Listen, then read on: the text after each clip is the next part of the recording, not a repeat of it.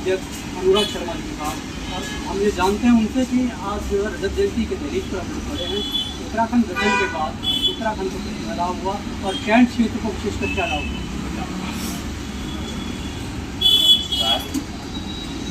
आज इस रजत जयंती के उपलक्ष्य में भाई रणवीर जी द्वारा ये सवाल पूछा गया। तो सर्वप्रथम तो मैं आपको बधाई देना चाहता हूँ।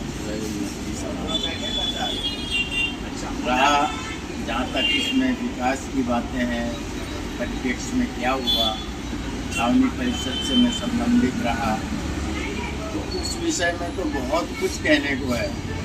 लेकिन हो सकता है कि आज के वर्तमान जो है राजनीतिक पटल को वो नागवार बोलने का शुरू से मेरा स्वभाव रहा है, बड़ी स्पष्टवादी का रहा। जहाँ तक विकास की अगर बात करें तो हाँ, जहाँ तक राजनीतिक उनबे का सवाल है, उनका छक करके छकुआ विकास जिसे कहते हैं देसी भाषा में, वो हुआ।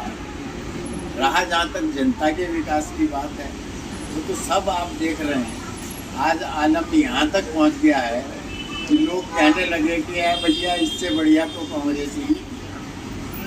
अभी हम बात कर रहे हैं उत्तराखंड आंदोलनकारियों के सूत्रों के बारे में, तो आप क्या बताएंगे कि जो उसमें उत्तराखंड के आंदोलनकारियों ने देखा था कि हमारे अपने लोग होंगे, पहाड़ के नेता होंगे, पर्वतीय क्षेत्र का विकास होगा, तो क्या लगता है सब एक छोटी बात रह गई है उस समय, होता चना बाजे घना। कारण उत्तराखंड के आंदोलनकारियों ने जो सपने देखे, जो उन्होंने कुर्बानियाँ दी, बलिदान दिए, वो सब मिट्टी में मिल गए। कारण जहाँ तक क्षेत्रीय विकास की बात थी, क्षेत्र के लोगों को रोजगार की बात थी, सब कहीं दूर दूर तक देखने को नहीं मिला। आज स्थिति यह है कि पर्वतीय क्षेत्र का सरकार चाह करके भी पलायन नहीं रोक पा रही। वहाँ की सारी जनता नीचे उतर करके आ रही है और यहाँ अपने लिए रोजगार, अपना परिवार चलाने का वो सब अपना साधन ढूंढ रही है।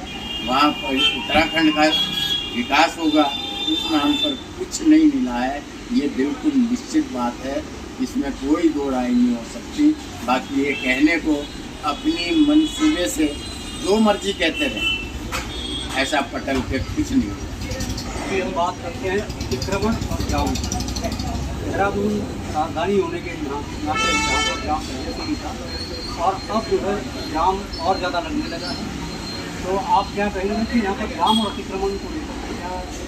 अतिक्रमण कुछ तो देखिए, इसमें जो जहाँ ये जाम का जो स्थिति होती है बाज़ारों में, वो दुकानदार भाई भी, मैं दुकानदारी पेशे से हूँ, उनका भी एक इसमें बहुत बड़ा मतलब जो है भूमिका है। समझ खुद वो अपने सामान को बाहर रखेंगे, पार्किंग का कोई व्यवस्था नहीं, किसी किस्म से कुछ नहीं है, तो उस वजह से दिक्कत है। तो जाम का, ट्रैफिक का ये हाल हो गया कि एक परिवार में अगर 4 सदस्य हैं तो उनके यहाँ 5 गाड़ी हैं। तो उसकी स्थिति है, वो गाड़ी है आसमान में तो चलेंगी सड़कों पर ही।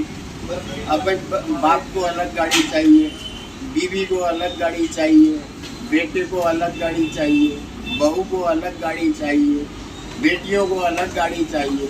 अब इस तरह से ये सारी गाड़ियाँ आएंगी और जब जो जहाँ तक हमारे परिवहन व्यवस्था का सवाल है उस पर कोई ध्यान नहीं दिया जाएगा तो कैसे संभव है?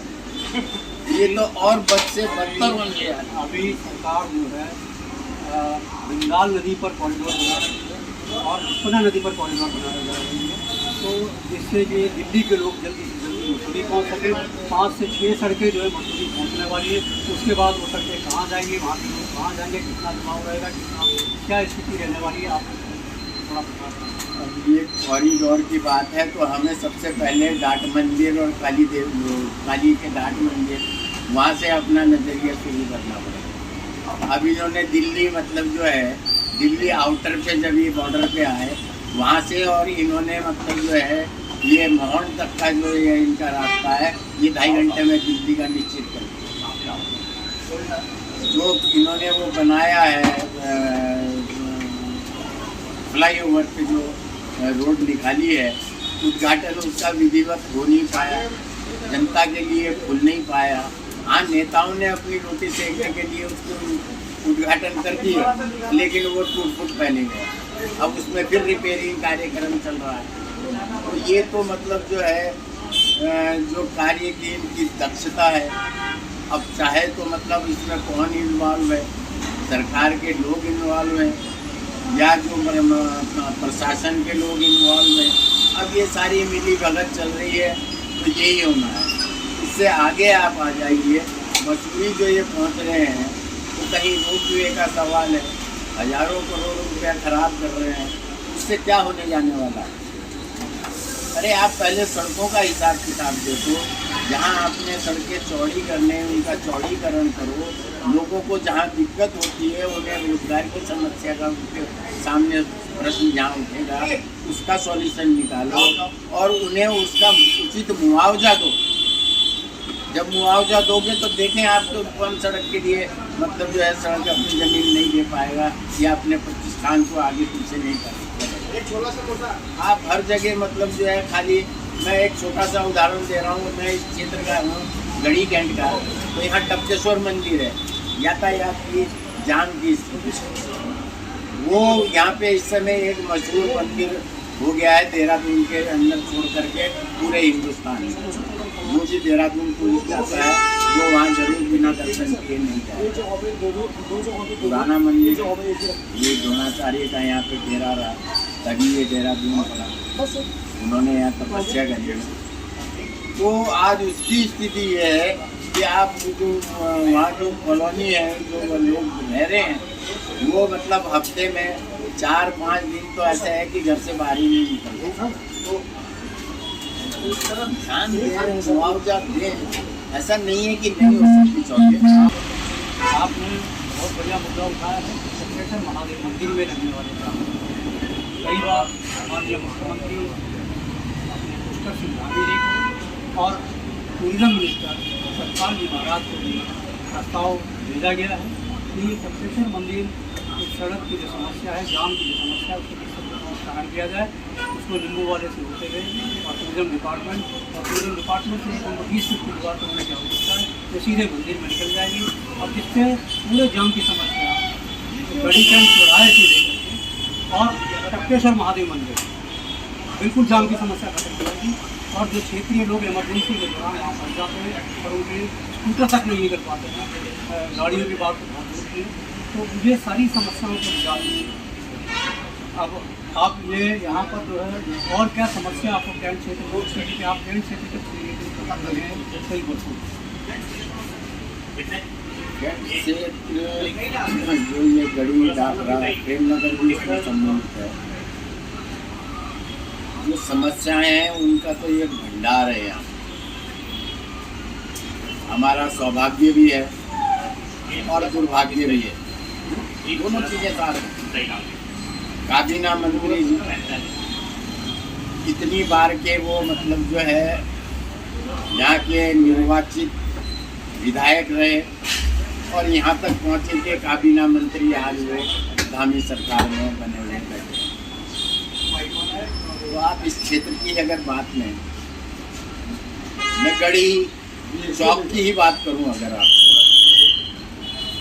तो ये जो नीचे वालागढ़ से जो रोड आ रही है, इस चौक के पास आकर के जहाँ ये कोतवाली है यहाँ पे गढ़ी कैंट की, इसके सामने एक मार्केट पड़ी हुई है, वहाँ पे एक नाली है जो इस पूरे इलाके को, क्षेत्र को मतलब कवर करती है।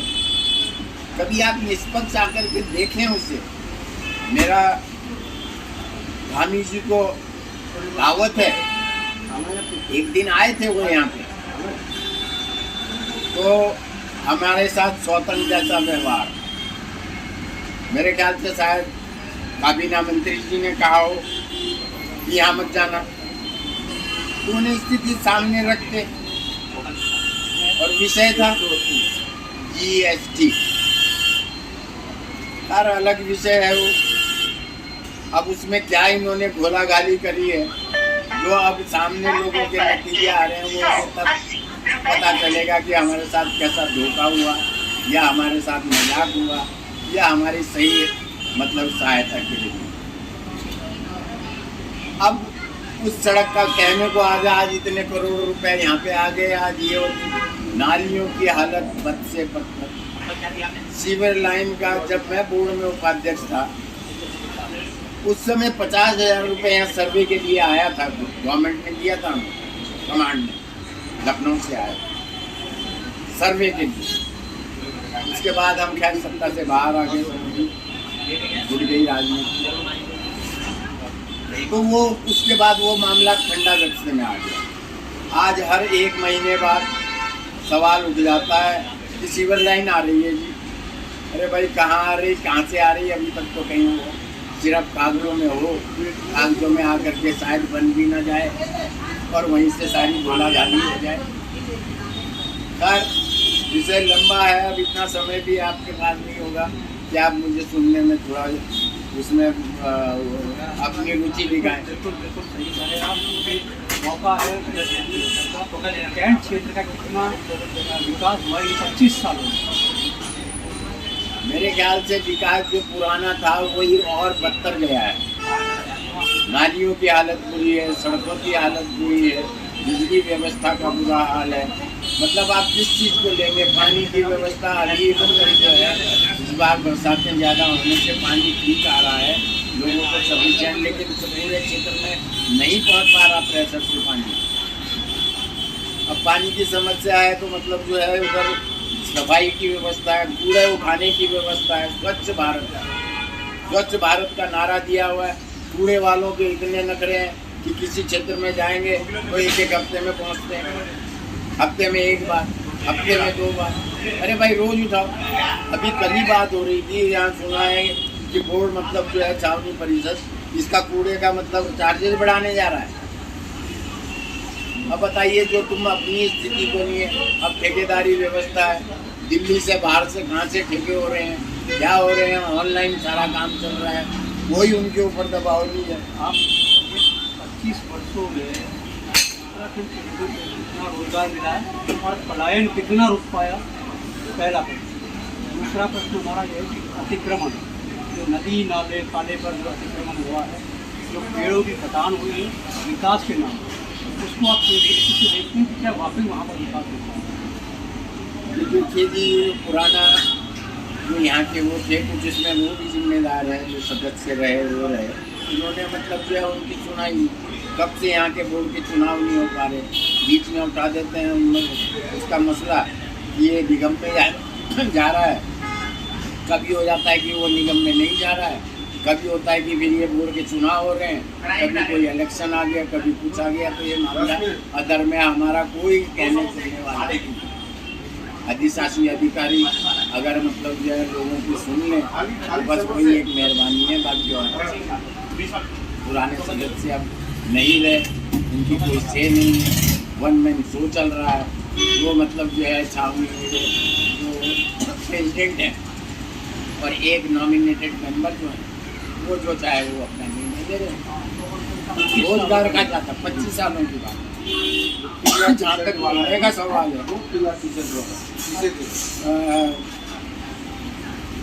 इसका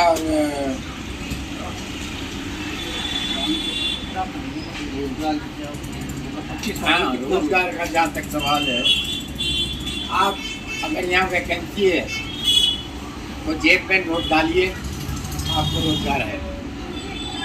आपकी कोई मतलब जो है ज़रूरत है या आपके अंदर कोई टैलेंट है, उसके लिए कोई रोजगार नहीं, रोजगार की लिस्ट अवसर ही नहीं है। विकास के नाम पर उससे क्या वाकई विकास होता है? कुछ नहीं, उसकी जगह सड़क चौड़ी होनी चाहिए, नहीं कहाँ अपने हिसाब से हो रहा है सब। कहा तो मतलब ना अंधेर नगरी चौपट राजा कटे से भाजी कटे से, ये स्थिति है हमारे छावनी वाले। ये अभी आपने सुना अनुराग शर्मा जी को, जो यहाँ के उपाध्यक्ष हैं कैंट बोर्ड के, उन्होंने सारे विचार अपने यहाँ पर रखे कि जिस तरीके से 25 वर्ष पूरे प्रदेश के विकास हुआ और दूसरा कैंट क्षेत्र में कितना विकास हुआ, क्या क्या यहाँ की परेशानी, ये सब हम लोग जानते हैं।